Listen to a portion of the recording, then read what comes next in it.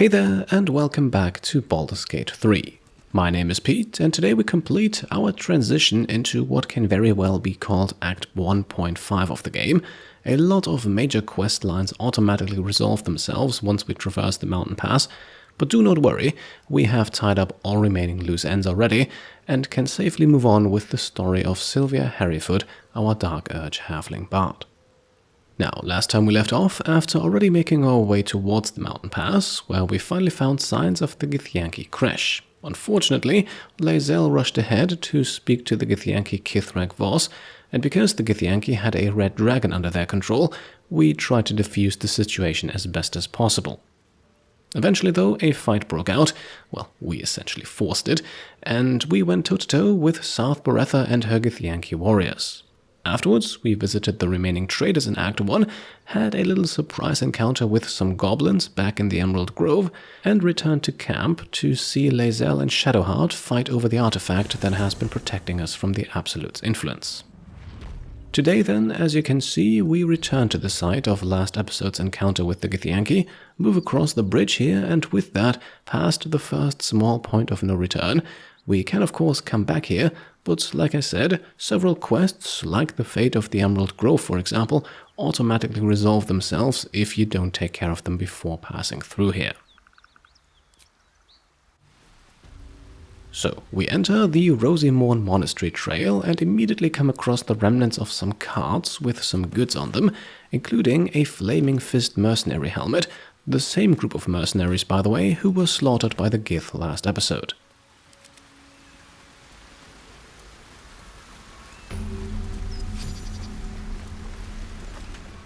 Wait, these markings. Tirsu's script scratched in the ground. As I expected, a creche must be nested in the temple below. We must go there at once. Now, Lae'zel is understandably eager to get to the creche, but what we've seen from the Githyanki so far and what they're willing to do in order to get hold of the artifact that we possess, can we truly trust them? You don't have to trust them, only to trust me. I have not failed you yet, and I have no intentions of it now. I don't need you to believe me for it to be true. Right, she makes a fair point, and we definitely want to visit the creche ourselves to see if maybe a cure can be found, so let's promise to get moving. Very well, you may lead. But if we stray too far that our chance is lost, I'll make my way there alone. Now, having found a waypoint, we now take the small path winding up towards the southwest here. There are some barrels here with spoiled food inside, really nothing worth looting. We're doing this more to see what's at the end of the path. 2 dead civilians near some wagons with cages, and the gate that leads back to the goblin camp. This, in combination with the gruesome nature of the scene, limbs and organs scattered all around, leads one to believe that this was the goblins' work too, and that we have arrived just a little too late. Unfortunately, there is nothing more we can do or loot here, and since we don't want to return to the goblin camp, let's retrace our steps and head towards a crossroads here. A few more wagons with crates, sacks and baskets scattered around can be looted, but apart from some fruits and vegetables, there is nothing of value, so we soon continue along the path to the northeast. Blessed be you, pilgrim. Take respite now in the dawn's loving gaze. Now, Sylvia fails the religion check to uncover more about the meaning of this plaque, but don't worry, it will all be revealed soon. I warn you, I'm exceptionally well armed. For now, it seems like we have come across our first living soul on this trail, so let's have a quick chat. A friendly face. Oh, you are a sweet, sweet blessing, my dear. You know, I've had nothing but trouble all day. I've been accosted, chased, insulted. Look over there. Do you see that wretched little hive? Well, from the outside at least, it looks like a regular temple, a bit disheveled perhaps, but certainly not a hive. Oh, it certainly looks that way. But inside, it is swarming with brutish, stupid, rude Githyanki. Brutish and rude by your wretched standards, but stupid. Chucky. Your charming companion would call it a creche. but it was built on what remained after the Githyanki slaughtered all of the monks. I'd call it a murderous training camp. Acutely observed on both counts. Honestly, I was doing them a favor offering to buy one of their eggs. And how am I repaid? Attacked and run off like some transient. Right, an interesting endeavor to say the least, especially considering that this egg would eventually hatch. So yes, we are essentially talking about buying a Githyanki offspring. What? No, of course not. I was merely... well... Look, it's just an egg.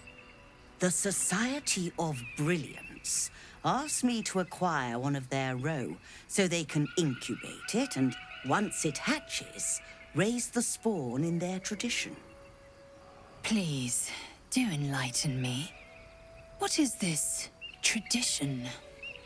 The Society believes a Githyanki raised in a peaceful, nurturing environment can overcome its violent nature. I'm sure your friend would agree.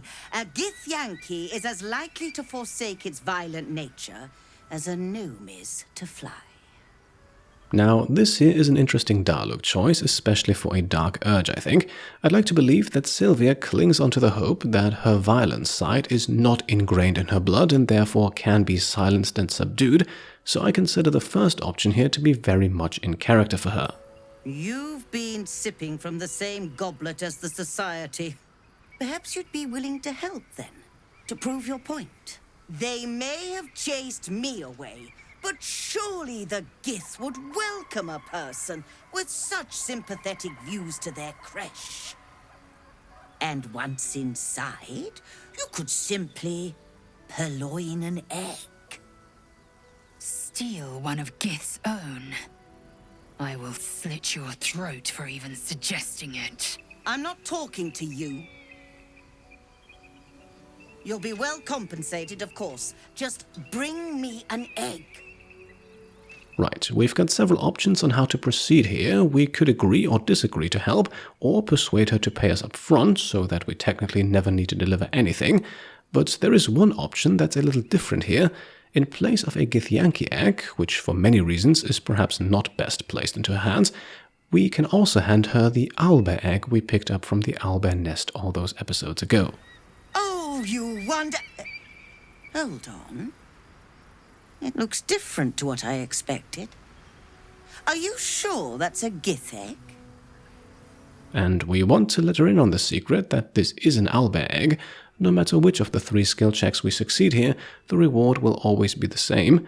So let's try to persuade her that her employers won't know the difference.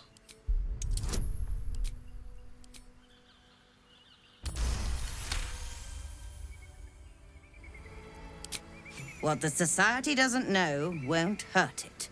And we're left handsomely legacied either way. I rather like this plan. You have yourself an accord. Here's your payment. I'd hope it's enough to warrant your discretion, too. And there we go, with just shy of 500 gold earned and crucially, Lae'zel not mortified by our decision, we have parted ways with the owlbear egg that, spoiler alert, would not have served any other purpose later in the game. In my personal opinion, this also leads to the best overall outcome of the quest, but that's still far in the future. For now, let's speak to Esther a second time. Thank you so much. Do be sure to pop into the lodge should you ever visit Baldur's Gate. Instead of an invitation, though, we want to trade. She has a few very useful items for sale. I should hope so. When adventure calls, I am always thoroughly prepared. Take a look. Right, and for almost 3,000 gold we purchase 3 items here, starting with the Gloves of Baneful Striking, which automatically apply a 1d4 saving throw penalty against the next spell attack to a target hit by a weapon attack first. No saving throw on this effect, and therefore a great piece of gear for martial spellcasting hybrids. Next, the Boots of Elemental Momentum, granting extra movement range for every instance of elemental damage dealt. This stacks up nicely if damage is dealt to multiple enemies, so it's great for AoE spellcasters. Finally, and arguably most importantly, the Graceful Cloth, one of the very few pieces of gear in the game that boost dexterity. And yes, it is only a piece of clothing with no AC bonus, but the dexterity boost is incredibly useful for anyone relying on the attribute to make attacks, like Sylvia here or Astarion, for example. Now, I believe you have places to be. Now, once we have made our deals, a quick party change. Will replaces Lae'zel, and we can equip some items now, starting with the Graceful Cloth itself on Sylvia.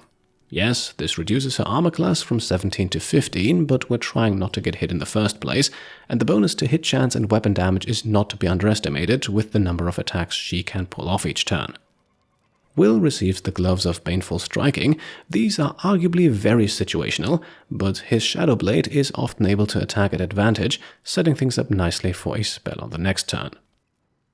Finally, Shadowheart gets Will's discarded Wondrous Gloves to boost her armor class to 21, and the Boots of Elemental Momentum also go onto her, at least for now. We will soon see them in action. For now, let us move on. There are 2 alchemy ingredients to pick up at the crossing of the paths here, and then we need to decide where to go next. North would lead us further towards our eventual goal on this trail, but we're not quite ready for that yet.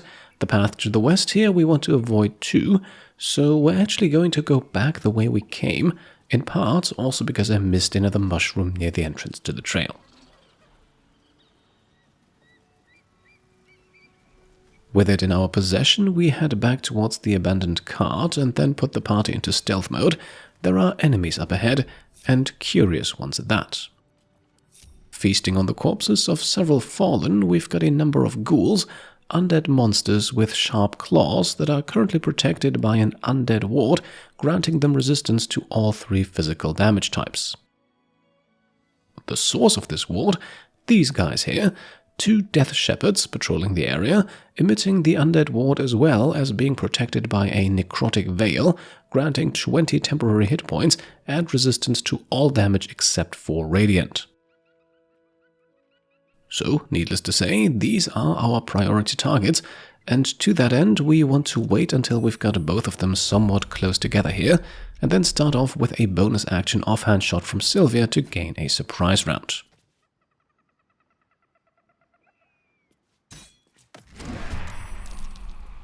The damage is of course minimal because of the various resistances, but surprise is crucial against this many enemies, and Sylvia's new armor has also improved her initiative, so we have her go early. Further in the back, we've also got a Ghast, essentially an upgraded ghoul, tougher and more dangerous in all aspects. Now, since radiant damage is the name of the game here early on, let's cast Spirit Guardians with Shadowheart while she is still far away from the action. That way we avoid entering combat for now, can crouch back down again and then sneak up on the enemies. As we get close, we use another 3rd level spell slot to cast Glyph of Warding. Even though the Death Shepherd here is resistant to it, overall it still deals much more damage than a Guiding Bolt would.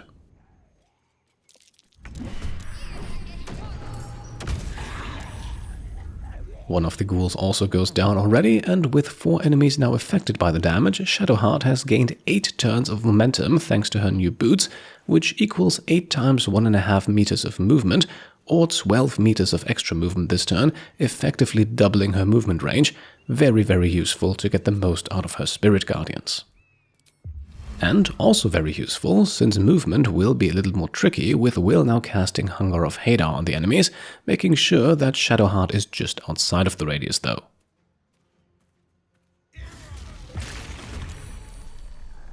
This now also blinds our targets, allowing Karlach to sneak up into melee range here and unleash with a Branding Smite, granted to her as a Zariel Tiefling.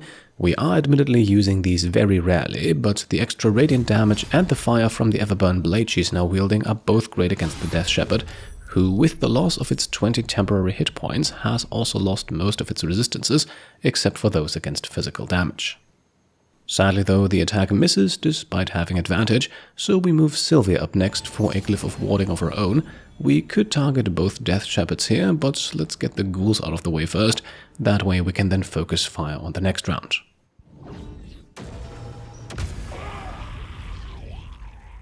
The second Death Shepherd also loses its necrotic veil, and with that we can now end Sylvia's turn. Another dose of radiant damage is applied from Shadowheart's Spirit Guardians, but before we use those further, let's try again with Karlach. Since the attack missed, the bonus action that would have been used on the extra smite damage was also refunded, so with her extra attack, she can go for the Branding Smite a second time. And this time she hits for a grand total of 16 damage. Let's move her out of the way now, so that Will can strike next with a Booming Blade. Whether or not we actually get advantage on the attack here is not quite clear. The Death Shepherd is standing right at the edge of Hunger of Hadar's effect radius, and Will should still be outside the field to have advantage, but this is one of those mechanics that can be a bit wonky. By the way, only the second strike lands, applying Baneful Strike, a 1d4 penalty to Will's next spell attack, and also 2 turns of reverberation from Will's Boots of Stormy Clamor. The effect is applied each time the attacker applies a condition, and condition is defined very loosely, so this can easily stack up multiple times. Now, with Shadowheart and her massive movement range, we have no trouble stepping into the Hunger of Hadar to apply some radiant damage to the other Death Shepherd, and then move back out even if the area is difficult terrain, and since Shadowheart neither started nor ended her turn inside the effect, she does not take damage. Due to the surprise, meanwhile, the 2 Death Shepherds are forced to end their turn where they are, and thus take a little bit of both cold and acid damage, neither of which they are immune to anymore, enough to take one of them down. The Ghast now also gets to act, but it is so far away that it can really only dash right into Will's spell, where it ends the turn to suffer more damage. This leaves the battle looking pretty manageable, I would say. Let's continue with Sylvia, who has gone invisible from her earlier kills, and can now use a slashing flourish against the other Death Shepherd here. We get lucky with critical hits, but even without them, chances would have been high to get the kill. That now removes the last bit of protection. Both remaining hostiles are now no longer resistant to anything, so how about we use a second slashing flourish on the Ghast? With 59 hit points remaining, we need to start somewhere. And with 35 points of damage dealt, let's use the bonus action shot too. That should get us close to the kill. Ending Sylvia's turn then comes without any risks. The ghoul here still needs to traverse the Hunger of Hadar, a lovely field of protection that slows all enemies down and pretty much ensures they need to dash and waste their turn. Now the ghoul saves against the damage, but ends its turn right next to Will, and this time it looks like Booming Blade strikes with advantage for a big 20 points of damage. Attack number 2 unfortunately misses though, but that's quite alright. At this point we also want to deactivate the Hunger of Hadar, so that Shadowheart can more easily move through with her Spirit Guardians. One enemy falls, only the Ghast is left standing with 5 hit points. Let's try a Sacred Flame to avoid burning another spell slot. That hits, but only for 4 points. Well, looks like Karlach needs to get involved after all. And there we are. With a decent use of spells, another group of enemies is defeated. Certainly a little bit more tricky with the various resistances at play here, but apart from using 2 third-level spell slots with Shadowheart, we actually managed to conserve most of our resources, and we can regain at least one of those spell slots later. For now, let us loot the battlefield. The Death Shepherds all have weapons and armor, the Ghouls and Ghast of course have not. There are also some fallen soldiers here, dead zealots of the Absolute. Those have some loot on them as well. And finally, we also notice a dead Githyanki youth, possibly the source of the slain squirrels here, maybe surprised during a hunting session. One of the zealots also carries a letter from Ketheric Thorm, ordering the delivery of Duke Ravenguard, Will's father, to Moonrise Towers, else the tower's destiny cannot be fulfilled. Hells! The Absolute's forces have taken father to Moonrise Towers. A powerful asset. Just what are their intentions, I wonder? A good question indeed, and we may gain an answer to it if we now cast Speak with Dead on the Zealot here. This could also help us find out how these undead fit into the picture.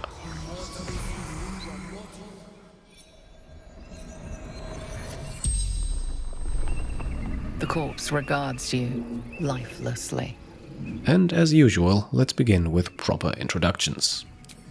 Samuel Staxford, devoted servant of the Absolute. From the letter, we already know some basics, so let's ask the most interesting question next. Where did the undead come from? I summoned them to fight against Githyanki. Attack to buy time for the others to escape with Ravenguard. So, a Githyanki attack, hardly surprising in these parts, but let's still try to find out more. Stumbled upon them. Interrupted training while carrying out orders for General Thorm.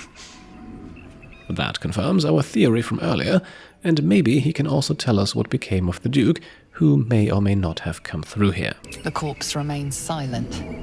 It does not know. Well then, can he at least tell us what Thorm and the Absolute want with Duke Ravenguard? The corpse remains silent. It does not know. Right, that only leaves us with one more question. What can he tell us about Ketheric Thorm himself? Leader of true souls, chosen of the Absolute. The spell's power wanes. You can ask no more questions. And there we are. Not a whole lot of new information here, but at least the undead seem to have been an isolated incident. Now, let me quickly show you why we did not go through that west to east path earlier. As you can see, it is riddled with repulsion mines. Luckily for us, these mines do not actually deal any damage, they just knock you back, and unless you're close to a ledge, that's not terribly dangerous. Still, had we failed to spot them on the way here, an explosion could have easily alerted the undead. In terms of treasure, meanwhile, they are not protecting anything valuable. Let us therefore head north from the site of the fight. Another dead Githyanki lies here, but once again no loot on the body. Broken. Need to find another way. And indeed, the path ahead is impassable, but from up here we can already spot a few alternatives. For now though, we want to keep exploring the southwestern section of the map a bit more.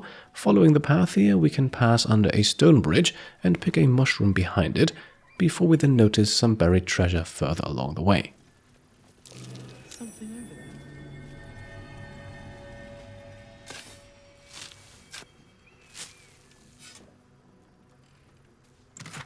After picking the contents from the chest and another balsam flower, we can then also read the next plaque here. Walk in the way of dawn, for Lathander cannot protect you where the light doth not reach. And with those words, we now push on towards a decidedly less bright-looking part of the map. We've had some close calls already. There could be even tougher days ahead. Cheer up. It might be all downhill from here. Meaning things will start becoming easier for us? Or our situation will deteriorate from here? Exactly. Following some banter between Shadowheart and Karlach, we can notice someone stepping up ahead. A weary traveler they are called, but with 240 hit points, mage armor active and apparently classified as a level 20 construct, there might be more to it. Let's approach and find out. Who there, wanderer? Stay thy course a moment to indulge an old man.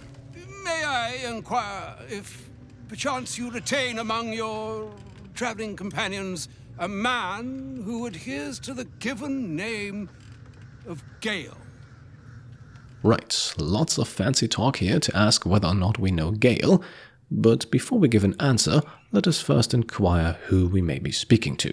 Should it be the nature of our acquaintance that interests you, well, you may safely classify Gale and I as friends. Should it be the nature of your present interlocutor that you desire to drag from the dark and unknown, I shall be glad to aid in your quest for illumination and identify myself as Elminster. Elminster Ormar. Now, if this answer satisfies you, let us linger no longer in this limbo of indecision, but settle on your knowledge of the individual I seek. And well, while we could decline, the name Elminster was mentioned by Gale before and not in an unfriendly context, so let us confirm that we know Gale and add some flavor with the Bard option. Ever a man of leisure. Would it pain you greatly to assist me along the little voyage I intend to undertake to this aforementioned camp? This dialogue option here now only determines when we're going to have the conversation, and to keep things coherent, we might as well have it now, so let's return to camp. And I would confirm it to be so. Please, after you. My thanks for your excellent guidance. And yonder I spy the object of my pursuit. Elminster? The very same, Gale. And a fair bit miffed he is, too, finding himself forced to expose his best pair of boots to so many miles of country road on your behalf. I don't understand. How so on my behalf? I was bid to spare neither time nor my own self to find you. She sent me, Gale. You know of whom I speak. But why? Out with it, Elminster. Please. Young man, has your sojourn away from Waterdeep washed away your decorum as well as your patience? Nigh a 10-day I've gone without honest fare, worthy of the name. Drank naught but what the sky entitled my thirst. Why, some bread, cheese, and a cup of wine would appear unto me a feast. Surely you won't begrudge me a mite of rest and repast before I get out with it? Right, welcome to another brand new campsite here on the Rosymorn Monastery Trail, and considering how much food we have stockpiled, I think we can gladly share some with Elminster. And a great kindness that would be. See, Gale? Even in these barren parts, the art of hospitality begets inspired new works, if only one keeps up the practice. Oh, for the love of...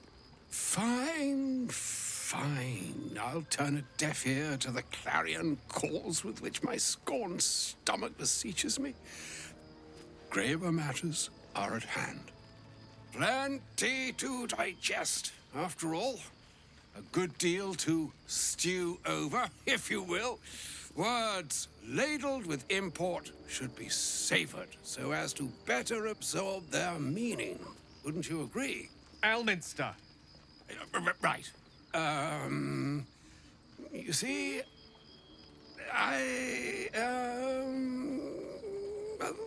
that is to say, Gale, my boy, I've come to address a most pressing matter.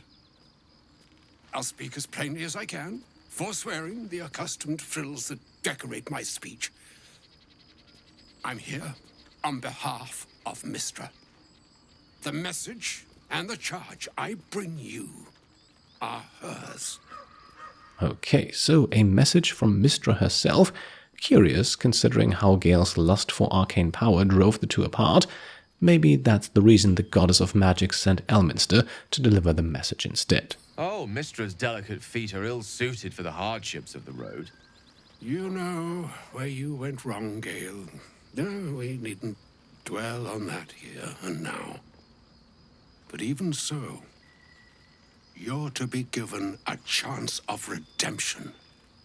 Mystra would consider... forgiveness? She would consider... what she considers to be forgiveness. Mystra is aware of the misadventures that have befallen you both. She knows of your strife with the Absolute, that most insidious of evils. So, seems like even the gods are aware of the Absolute, which certainly does not make the threat we're facing sound any less dangerous. but also begs the question, why are they not intervening? They choose the instruments of their will with great precision. Sometimes the single drops we think we are do not realize what waves we are building up to be. Do not discount yourself, and by the same token, do not discount your enemy. You must know that the Absolute is more dangerous than you can possibly conceive. It threatens all who live, even those who are undying. It threatens the gods, the weave, the very fabric of the universe itself. That is why I have come here to charge you, Gale, with its destruction. It is Mystra's belief that only you can. Now, this is news. Up until this point, our dream visitor at least was always talking about how we all could stop the Absolute. Now it seems the task comes down to Gale alone. How so? The orb. Precisely. Mystra has granted me the power to stop the clock, as it were, on the orb's rush to overpower you. Instead, you will be able to unleash its lethal combustion at will. Interesting. This could be help or hindrance. We shall have to see. You must find the heart of the Absolute, whatever that may be, and use yourself as the catalyst that will burn it from this world. Alright, seems like the condition that Gale has so eagerly tried to suppress by consuming magical artifacts might just be the solution to all of our problems, although essentially asking Gale to blow himself up is hardly a request made easily, even by a goddess. No, indeed. But I think she trusts me too. It brings me no pleasure saying this, my friend, but such is Mystra's will. Yours must be the sacrifice that will undo the Absolute, and for your sacrifice you will be redeemed. Such is Mystra's promise.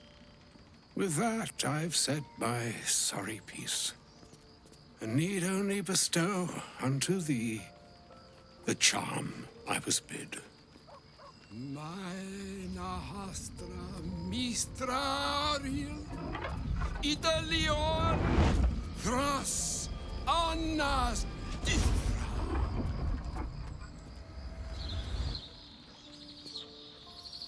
It is done.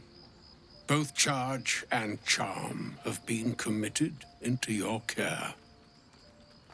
To you, I commit into care Gale himself. I count on you to shepherd him well on this strangest of journeys.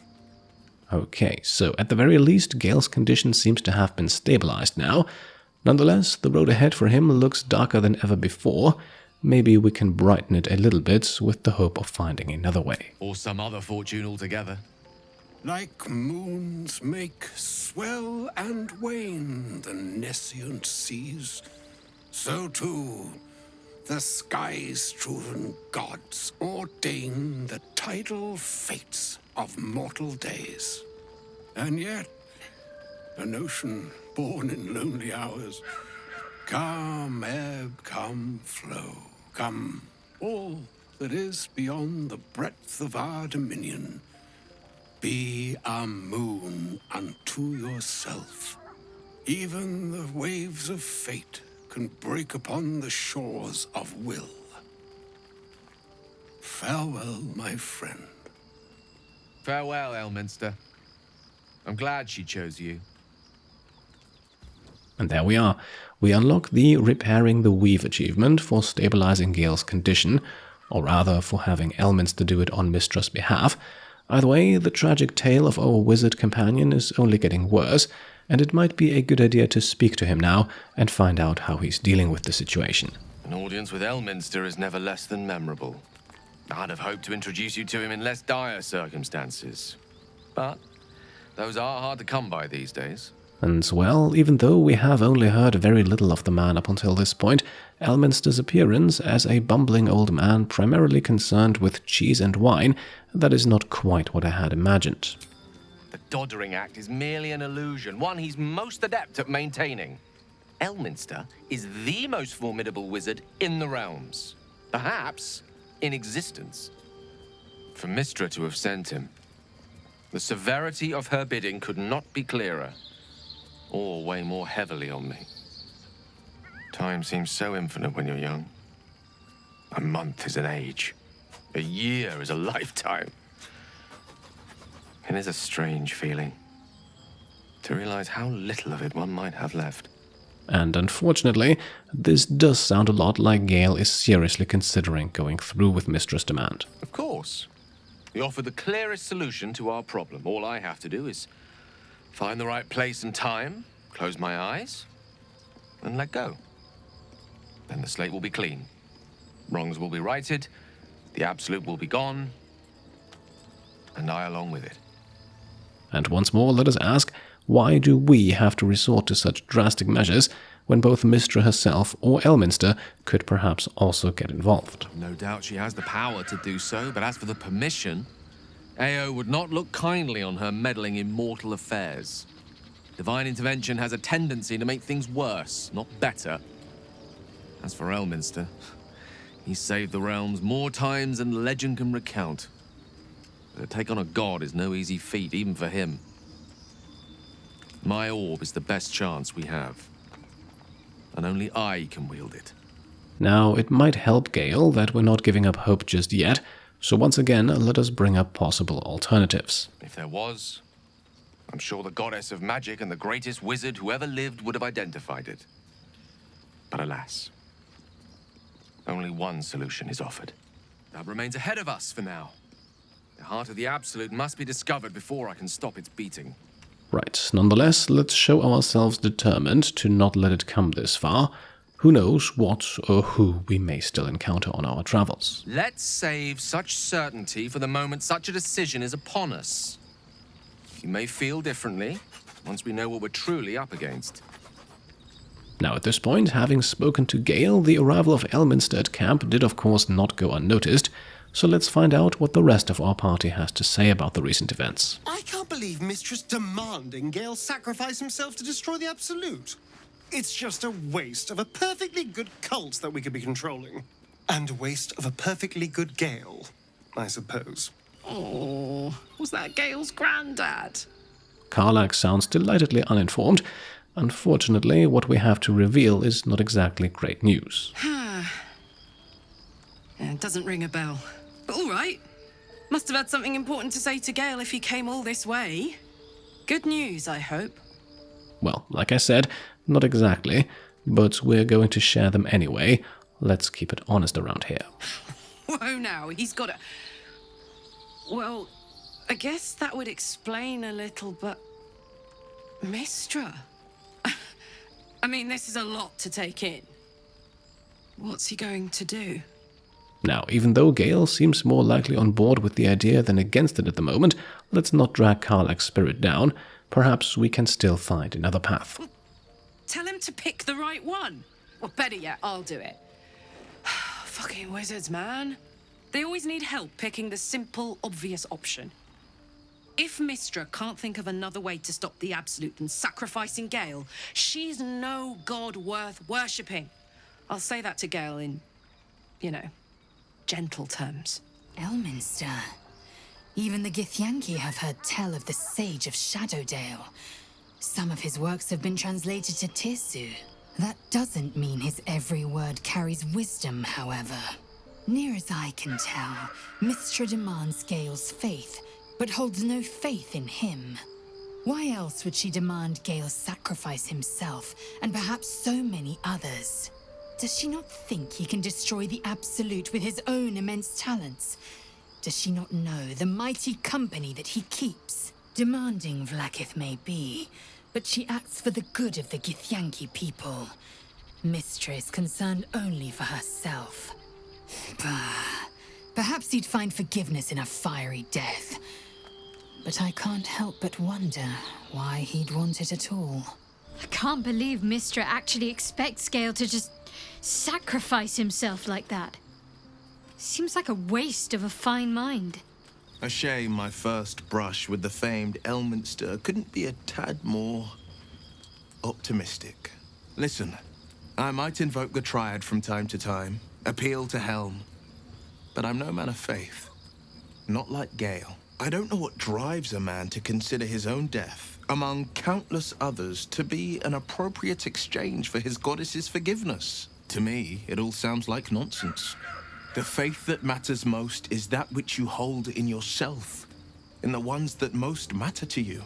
Big Bomb be damned. Gale's got everything he needs to defeat the Absolute already. Talent, nerve, and powerful allies at his side. I hope he'll come to see that. Okay, so our companions all have lots of praise for Gale and his abilities, and little understanding for Mistra's demands. Lae'zel's words in particular I always find very heartwarming, considering her usual straightforwardness. But now that we have talked to all of them, we can actually speak to Gale a second time. What's on your mind? And before we launch into the possibilities of his death, let's learn more about Mistra's demanding nature. She expects those who seek to use the weave to do so honestly, and with respect for its potential to destroy, as well as its potential to save. I doubt she's asked many of her followers to blow themselves up. That's a fate she's bequeathed exclusively to me. She wouldn't ask such a thing if it weren't our only means of survival. However much she's annoyed at me. Now then, onto the heart of the issue. He can surely not be feeling great at the moment. Oh, you know me, ever the optimist. I'm trying to focus on the positives. Truth is, I was living on borrowed time already. Consuming those items would only have kept the orb sated for so long. If anything, I feel more at peace than I have in months. At least now I know my death will have purpose. It won't be a distant bang in the footnotes of history. So, all things considered, Gale seems to be stable for the time being, and not just in regards to his magic orb, so let's set our sights on the road ahead, and we do so by speaking to Shadowheart. I can't believe I'm actually venturing into a Gith stronghold again, voluntarily. This had better pay off. Now, I don't think we need to sugarcoat this. She has first-hand experience after all, but let's point out why we're doing it in the first place. True. We're acting out of desperation. Let's just be careful. Any potential cure is useless if our heads are parted from our shoulders beforehand. They must want that artifact back badly if they're dispatching red dragons in pursuit of it. But we cannot afford to lose it. I wish I'd never been sent on this mission. And well, this gives us another chance to sow a seed. It might be awfully useful at this point to know why Shadowheart was tasked with stealing the artifact and what Lady Shah wants with it. You'll have to live with that curiosity for now, I'm afraid. Let's just concentrate on ridding ourselves of these tadpoles. All will be revealed in due time, I hope. Alright, and there we are. As our journey continues, so does the myriad of problems we face along the way, even though, as much as it may hurt to say this, Mistra's proposal may be the first real solution to end the Absolute's work, which may be a little bright spot in all of this. Nonetheless, we are very much about to set foot into the lion's den with the Githyanki Creche close by, and understandably Shadowheart is not amused about it. I guess we'll have to wait and see how things go down once we eventually find the Creche. Until then, I hope you enjoyed today's episode, and if you did, then I would be very happy if you could leave a thumbs up. As always, if you like what I'm doing and want to support me and my channel further, then you can of course go ahead and subscribe to stay up to date, grab some merch over on shop.petecomplete.com, or become a channel member or Patreon supporter. Thank you all for watching, and I'll see you next time. Cheers.